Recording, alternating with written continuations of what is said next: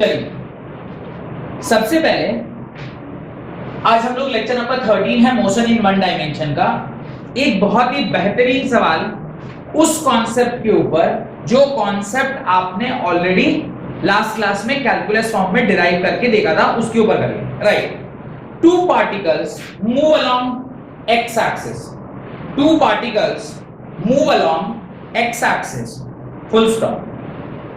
The position of particle 1 is given by, the position of particle 1 is given by 6.00 t square, 6.00 t square plus 3.00 t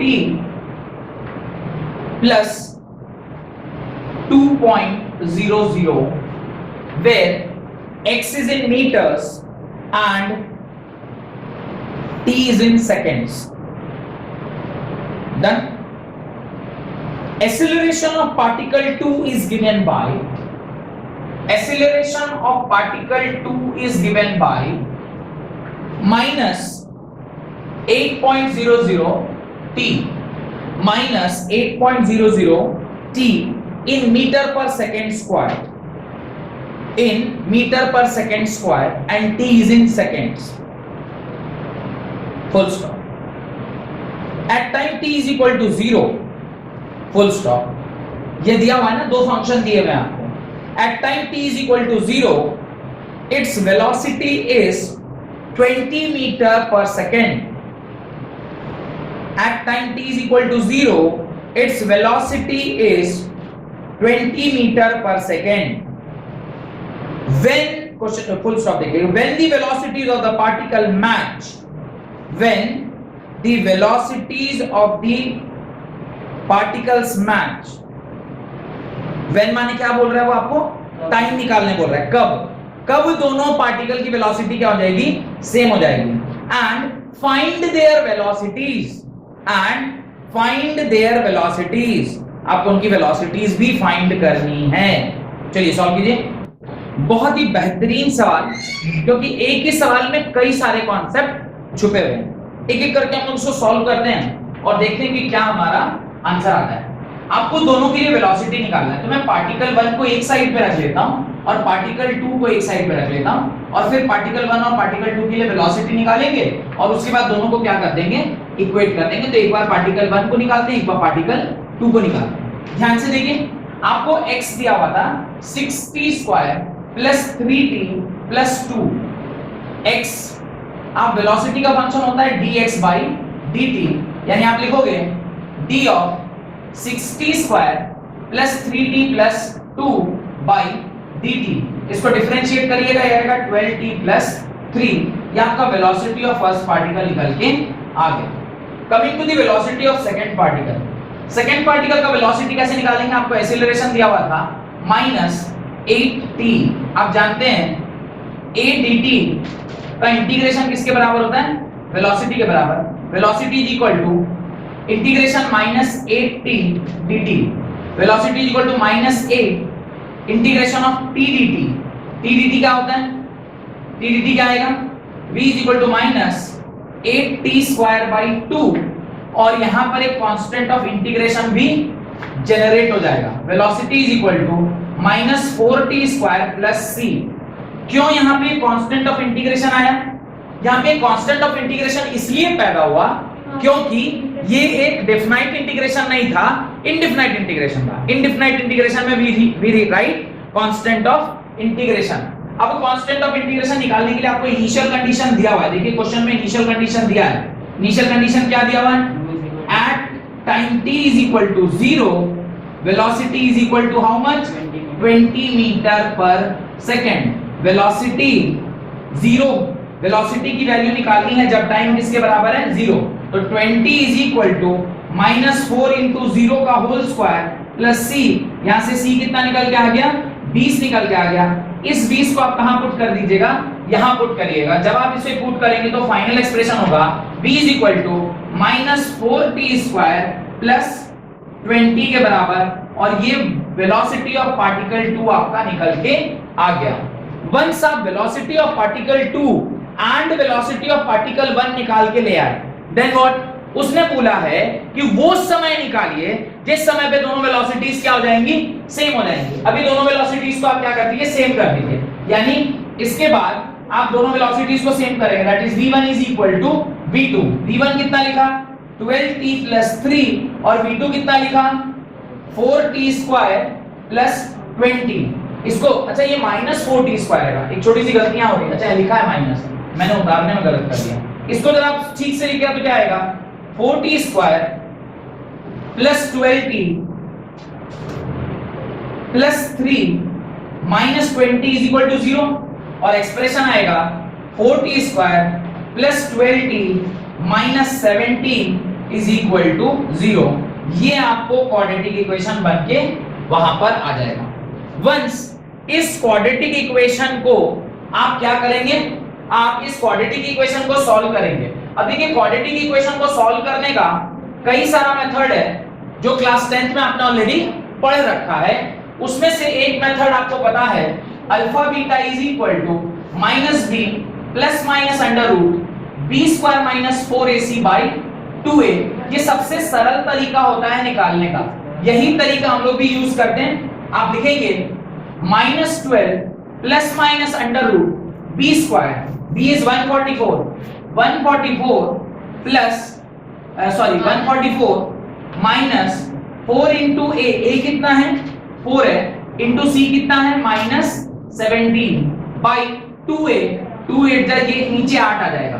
इसको जरा आप solve कीजिएगा, -12 plus minus under root 144 plus इसको 17 into 16 16 जा 256 और plus 16 जोड़ दीजिए 272/8 ये निकल के आ गया। इसको जरा सॉल्व कीजिए, -12 प्लस माइनस अंडर रूट इन दोनों को जोड़िए, ये आ जाएगा 6, ये आ जाएगा 7 4 11 का एक हाथ में बचा ये, और ये आ जाएगा 416/8। 416 तो डायरेक्टली किसी के भी पहाड़ा में यानी उसका कोई स्क्वायर रूट नहीं होता है, तो हम लोग 416 का वैल्यू चेक कर लेते हैं। अंडर रूट में 416 का वैल्यू क्या आता है, ये आएगा 20.39। सॉल्व कीजिएगा, -12 प्लस माइनस 20.39/8। अब जरा देखिए मैं माइनस साइन वाला छोड़ देता हूं, रीजन माइनस साइन कभी नेगेटिव में नहीं आएगा, तो मैं यहां से सिर्फ कौन सा ले रहा हूं, प्लस वाला लेंगे तो क्या आएगा, देखिए जरा 7 पॉइंट आएगा, यहाँ 7 पॉइंट समथिंग। उसको आप सॉल्व करके देखिए तो कितना आ रहा है, घटाने पर कितना आ रहा है 8.32/8। इसको सब्ट्रैक्ट करिए 20.39 यानी 20.4 कर लीजिए, इसको फॉर इजी कैलकुलेशन 20.4 कर लीजिए 20.4 और इसको घटाइए, इसको जरा देखिए कितना आ रहा है 8.4 आ रहा है क्या, 8.4 डिवाइडेड बाय 4 क्या आएगा 1.05 सेकेंड्स। आपको टाइम निकल के आ गया, द टाइम इज 1.05 सेकेंड्स। ये तो वो समय था जिस पर दोनों की वेलोसिटी क्या हो गई, सेम हो गई। अब वो कह रहा है भाई वेलोसिटी कितना है ये भी तो बताओ, तो ये कैसे बताएंगे, आप इस एक्सप्रेशन में टाइम की वैल्यू को पुट कर दीजिए, v1 is equal to 12 into 1.05 plus 3।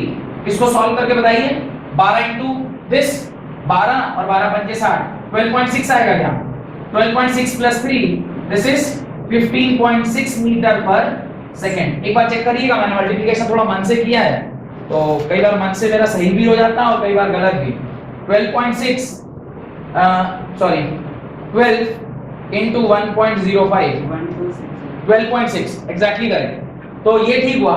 इस तरफ भी देख लीजिए, v2 is equal to -4 into 1.05 का whole square plus 20, v2 is equal to ये आ जाएगा -4.2 प्लस 20। हाँ ये स्क्वायर भी होगा। इसको जरा सॉल्व करके देखिए, और बहुत ज्यादा सॉल्व करने की आवश्यकता इसलिए भी नहीं है कि मैं आंख बंद करके भी लिखूंगा तो 15.6 ही आएगा। क्यों? क्योंकि यही वो टाइम है ना जिसमें दोनों बराबर आएगा। तो आप सॉल्व करके लिखिएगा तो भी वही होगा और बिना सॉल्व करे भी लिखिएगा तो भी वही आएगा, क्योंकि यही वो वेलोसिटी है जो दोनों में क्या होने वाली है, बराबर होने वाली है। This is v1 that is 15.6 metre per second and this is v2 15.6 metre per second. ये एक अच्छा सवाल है जो कई सारे कॉन्सेप्ट को एक ही सवाल में आपको सिखाकर जा रहा है। डन। हेडिंग डालें वेटलेसनेस, हेडिंग डालें weightlessness. What is weightlessness of a body? किसी भी बॉडी का वेटलेसनेस क्या कहलाता है? Right, when the value of gravity, when weightlessness का डेफिनेशन लिखें, when the value of gravity tends to zero, when the value of gravity tends to zero, then the body feels, then the body feels as if it is weightless, body feels as if it is weightless। हो कि ये सवाल जो मैंने अभी बनाया है ये आपने अपनी कॉपी में उतार लिया होगा। तो उसके बाद हम लोग वेटलेसनेस का कॉन्सेप्ट देखते हैं। What is the concept of weightlessness? Weightlessness क्या है? अब देखिए ये ऐसा सवाल था, इसके अंदर आपको इंटीग्रेशन भी आया, इसके अंदर आपको डिफरेंशिएशन भी आया, इसके अंदर आपको क्वाड्रेटिक भी सॉल्व कराया, बहुत सारी चीजें एक ही सवाल के अंदर थी। ऐसे सवाल को ही ना हम अच्छा सवाल बोलते हैं। जेई और नीट इसी तरह के सवाल पूछता है जहां एक ही सवाल ने हमसे कई सारी चीज वो करवाए, तब ना वो हार्ड सवाल होगा। जो आपको इंटीग्रेट भी करवा दिया, डिफरेंशिएट भी करवा दिया, दोनों को इक्वेट भी कराया, उसका कांस्टेंट ऑफ इंटीग्रेशन भी निकलवाया, उसके बाद उसने क्वाड्रेटिक इक्वेशन निकाला। क्वाड्रेटिक इक्वेशन ऐसा सरल वाला नहीं था, आपको सीधा 4 लगाना पड़ा ताकि उसकी वैल्यू एक ऐसे आई जिसमें अंडर रूट के अंदर कोई एक सिंपल स्क्वायर रूट वाला कोई चीज नहीं बना। फिर वो आपने उसको सॉल्व किया, फिर उसको पुट किया। देख रहे हैं कितना अच्छा सवाल है जिसके अंदर कई सारे कॉन्सेप्ट आप सीखते हैं। अभी देखिए वेटलेसनेस मतलब वेटलेसनेस यानी आप वेटलेस फील कर रहे हैं। वेटलेस मींस मास जीरो और weight zero. This is weightlessness और this is weightlessness. Weight zero होगा या mass zero? Mass can never be zero. Mass क्या रहता है? हमेशा कांस्टेंट रहता है। तो मास कांस्टेंट रहना चाहिए, यानी W is equal to mg के बराबर होता है। m जीरो हो नहीं सकता, m can never be zero किसी भी बॉडी के लिए। तो फिर क्या जीरो होगा? g जीरो होगा। और जिस बॉडी के लिए g जीरो हो जाएगा उसी बॉडी को हम क्या बोलेंगे? वेटलेसनेस। यानी वो बॉडी क्या फील करने लग जाएगी? वेटलेसनेस फील करने लग जाएगी। वही बॉडी क्या फील करने लग जाएगी? वेटलेसनेस। अच्छा, is free fall weightlessness? Is free fall weightlessness? Weightlessness free fall भी हो सकता है क्या? आप कहीं से ऊपर से गिर रहे हैं, उस टाइम भी आपका शरीर हल्का होता है क्योंकि आप सीधे जमीन की ओर आ रहे होते हैं। उस टाइम आपके शरीर में कोई वेट नहीं होता ना, जब आप ऊपर से गिर रहे होते हैं। तो वो वेटलेसनेस फ्री फॉल है या दोनों अलग अलग चीजें हैं? अलग अलग। फ्री फॉल में क्या होता है? उसमें ग्रेविटी एक्ट करता है। उसमें ग्रेविटी एक्ट करता है। There is a huge difference between weightlessness and free fall. In case of free fall weight is equal to, यहां भी mg होता है पर यहां g is equal to 9.81 metre per second square या फिर approximately is equal to 10 meter per second square if we are talking free fall on the surface of earth। अगर अर्थ पे बात कर रहे हैं तो ये सारी चीजें वहां सही होती। तो यहाँ पर ग्रेविटी क्या होता है? एक्ट कर रहा होता है। यहाँ पे ग्रेविटी एक्ट कर रही होती है। तो free fall is not weightlessness. Weightlessness आप कहाँ में फील करते हैं? When you are in space. आप देखे होंगे वो जो कल्पना चावला या इस तरह के कई एस्ट्रोनॉट्स के वीडियो आपको कई बार देखने को मिलते हैं। तो उन्होंने ऐसे पेस्ट ऐसे डाला या पानी ऐसे डाला तो वो पानी ऊपर की ओर उड़ रही है और फिर वो मुंह ले जाके उसको ऐसे करके पीते हैं। हमने देखा वो वीडियो स्पेस में किस तरह से वो स्पेसक्राफ्ट के अंदर वो हाउ दे लीव। तो उसके अंदर जब आप वीडियो देखते हैं तो वही वेटलेसनेस है। तो ना बॉडी उनका हवा में लिफ्ट होता रहता है, उनको पकड़ पकड़ के चलना होता है। तो वो वेटलेसनेस है बिकॉज वहां पे उनका मास जीरो नहीं है पर the gravity is zero. Gravity is exactly zero नहीं, नियर टू जीरो, करीब टू जीरो है, मतलब टेंडिंग टू जीरो। तो वैसे केस में आप उसको क्या बोलते हैं? वेटलेसनेस बोलते हैं। whereas free fall is not weightlessness. Free fall means आप under the influence of gravity ऊपर से नीचे की ओर गिर रहे हैं, जहां पे आपके ऊपर कितनी ग्रेविटी काम करती है? 9.81 मीटर पर सेकंड स्क्वायर और approximately 10 metre per second square. तो ये एक मिसकंसेप्शन है लोगों के दिमाग में कि फ्री फॉल को कई बार वेटलेसनेस ही बोल देते हैं।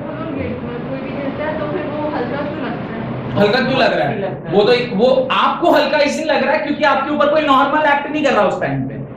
जमीन में कोई नॉर्मल नहीं एक्ट कर रहा, और जो नॉर्मल आपके ऊपर लग भी रहा है एयर फ्रिक्शन की वजह से, वो पता नहीं बहुत नेग्लिजिबल है। अगर बहुत ज्यादा हो जाएगा तो फिर क्या होगा, आपने आग पकड़ लेगा। कई बार आपने देखा होगा बहुत ज्यादा हवा में अगर कोई पैराशूट लेके उतर रहा होता है तो उसकी पैराशूट में आग लग जाती है। और इसका बेस्ट एग्जांपल है ना, जो रात में आप लोग टूटता हुआ तारा वो जो देखते हैं और उसके बाद अपनी गर्लफ्रेंड और बॉयफ्रेंड के बारे में मांगते हैं, जो क्या मांगते हैं कि ऐसे कुछ विश मांगते हैं ना, ऐसे अचानक से ऐसे एक लाइट सी ऐसे आपको दिखाई दी, एस्ट्रॉइड्स और मेटेरॉइड्स कुछ टूटता हुआ गिर रहा था, और वो उसको देखा और आपने एकदम कह दिया, हे ईश्वर, ऐश्वर्या राय की बेटी ही चलेगी उसके ना ऊपर ना उसके नीचे। ये जो आपके अंदर वो ना एस्ट्रॉइड्स को देख के जो ख्याल आया और आपने विश मांगा, या कई बार ये भी मांग लेते, नहीं मेरी क्लास की सबसे सुंदर लड़की बस वही, हाँ तू है, बस तू ही है और तो कुछ चलेगा ही नहीं। वो जो आपने विश किया, वो जो आपने विश मांगा, वही विश जो आप लोग एस्ट्रॉइड्स के बारे में कह रहे हैं जो कि नॉर्मल काम कर रहा है, अगर वो फ्रिक्शन कई बार ज्यादा हो जाता है, फ्रिक्शन ज्यादा हुआ तो शरीर में आग लग जाता है। वो एस्ट्रॉइड्स और मेटेरॉइड्स के साथ यही हो रहा है, they are coming with a very high speed, इतना हाई स्पीड में आ रहा है कि जब वो एयर फ्रिक्शन उसमें लगेगा तो उसमें क्या होता है, घर्षण होगा, घर्षण होकर वो जलता है, वो जल रहा है बेचारा, आप उसको देख के सोच रहे टूटता हुआ तारा, ओह, और वो टूटते हुए तारे को देख के आप अपनी गर्लफ्रेंड की कल्पना करने लग रहे हैं और लड़कियां अपने बॉयफ्रेंड की कल्पना करने लग रही। तो ये जो प्रोसेस है ये एक्चुअली इट इज फ्रिक्शन। वो under the high speed influence में वो आ रहा है, उधर से वो तेजी से आया, इधर घर्षण हुआ, घर्षण से इतनी ज्यादा घर्षण हो गई कि वो जलने लग गया। और जलने के बाद ऐसे हुआ, अभी कुछ दिन पहले मैंने एक न्यूज पढ़ा था कि अमेरिका में कहीं पे एक एस्ट्रॉइड गिरा और वो पूरा जल नहीं पाया, और जो जब जमीन पे गिरा तो उसकी करोड़ों की वैल्यू नासा ने उसको दी, लाइक सम 30 करोड़ और 300 करोड़, ऐसा कुछ पैसा उसको दिया गया ताकि वो पिंड, व्हाट इज दैट, ओला पिंड, एस्ट्रॉइड्स को ओला पिंड बोलते हैं, वो ओला पिंड आप उसको दें, क्योंकि जिसके घर में गिरा उसके लिए तो वो सोना ही हो गया ना, क्योंकि अब किस कहां से आया, कौन से ग्रह का है, तो ये सब पता करने के लिए नासा वाले तो उसके घर में घुस गए। पर वो बोला भाई मैं तो नहीं दूंगा, मेरे घर में गिरा, तेरे घर में नहीं गिरा तो समय मेरे घर में गिरा, मैं तो बेचूंगा। 300 करोड़ रुपए में शायद उसको परचेज किया नासा वालों ने, इन ऑर्डर टू स्टडी कि क्या है, किस ग्रह से आया है। अभी वो रास्ते में जल गया तो आप विश मांग ले रहे, किसी के घर में गिर गया तो करोड़पति हो जा रहा है। तो आप समझ सकते हैं कितना ताकत है उसके अंदर। तो उसके नीचे एक नोट डाल के आप लिख लीजिए, free falling and weightlessness are two different things. Free falling and weightlessness are two different things. और ये अलग अलग होते हैं, जो क्लियरली मैंने यहाँ पे आपको दिखा दिया। ये आपने नहीं लिखा है तो उसके नीचे लिख लीजिए। फ्री फॉल में ग्रेविटी 9.8 काम करती है जब आप अर्थ के इन्फ्लुएंस में होते हैं, और वेटलेसनेस क्या होता है, जब आपके ऊपर ग्रेविटी बिल्कुल भी काम ना कर रही हो। एग्जैक्टली जीरो तो कहीं भी नहीं होगा, हम लोग यहाँ पे एग्जैक्टली जीरो नहीं लिखते, हम लिखते G tend to zero, 10 to 0 हो सकता है, एग्जैक्टली जीरो नहीं होता, G 10 to 0 हो सकता है। तो ये आप अपनी कॉपी में लिख लीजिएगा in order to explain yourself later. Then अगला लिखें, stopping distance for a vehicle. अगला हेडिंग डालें, stopping distance for a vehicle. Stopping distance क्या बोलते हैं, what is stopping distance? Stopping distance मतलब जिस क्षण से आपने ब्रेक लगाना स्टार्ट किया और आपकी गाड़ी पूर्णतः रुक गई, इसके बीच में आप जरूर कुछ ना कुछ डिस्टेंस ट्रैवल करते हैं। दैट डिस्टेंस जब आपने ब्रेक अप्लाई किया और जब गाड़ी आपकी पूरी रुक गई, उसके बीच में जो डिस्टेंस ट्रैवल करता है body, that is only called as stopping difference. लिखिए, when brakes are applied to a moving vehicle, when brakes are applied to a moving vehicle, the distance it travels, the distance it travels, the distance it travels before coming to halt, before coming to halt, halt माने रुकना, before coming to halt is called stopping distance, is called stopping distance। और इस stopping distance को निकालना काफी आसान है, आप फॉर्मूला जानते हैं, v square minus u square is equal to 2s वाले फॉर्मूले में आपको क्या करना है, इनिशियल और फाइनल वेलोसिटीज को पुट कर देना है। देखिए आप फॉर्मूला लगाएंगे, v square minus u square is equal to 2as, stopping potential means velocity, final velocity has to be 0, तो आप लिखेंगे 0 का whole square minus u square is equal to minus 2as लिखेंगे। Why I am writing minus 2as? as you are stopping the vehicle, तो आप acceleration negative लेंगे क्योंकि retard हो रहा है, रिटार्ड होगा तो ये माइनस से minus cancel, s is equal to u square by 2a, s is equal to u square by 2a। ये आपका फॉर्मूला होता है for the distance travelled by a body when it is stopping, when it is stopping. और याद रखिएगा ये acceleration always negative होगा, ये एक्सीलरेशन ऑलवेज नेगेटिव होगा क्योंकि जब आप गाड़ी को रोक रहे होते हैं तो वो स्टॉप कर रहा है, स्टॉप कर रहा है यानी रिटार्डेशन का केस है, रिटार्डेशन का केस है माने एक्सीलरेशन नेगेटिव। और जो डिस्टेंस ट्रैवल करेगा वो u स्क्वायर बाई 2a से, वेयर यहाँ पे a जो है वो सिर्फ मैग्नीट्यूड है, याद रखिएगा क्योंकि ऑलरेडी साइन हम लोग यूज कर लिए हैं। यहाँ पे a is only the magnitude of acceleration, magnitude of acceleration, ये सिर्फ मैग्नीट्यूड है। अगर विद साइन मैग्नीट्यूड ना डालकर अगर आप विद साइन डालेंगे तो वैल्यू आएगी माइनस दिस, इस केस में दिस इज विद साइन, ये आपको विद डायरेक्शन यहां पे पुट करना है, तो इस प्रकार से आप इसको डाल सकते हैं। डन। द स्टॉपिंग डिस्टेंस, उसके नीचे एक लाइन लिखी, ये दोनों लिखने के बाद the stopping distance is proportional to, the stopping distance is proportional to square of initial velocity, the stopping distance is proportional to the square of initial velocity and inversely proportional to acceleration, inversely proportional to acceleration। done। ये बातें आपको समझ में आ गई। Next एक last concept आज की class का, रादर इस पूरे चैप्टर का एक लास्ट कॉन्सेप्ट आपको लिखना है, that is reaction time, that is reaction time. What do mean by reaction time?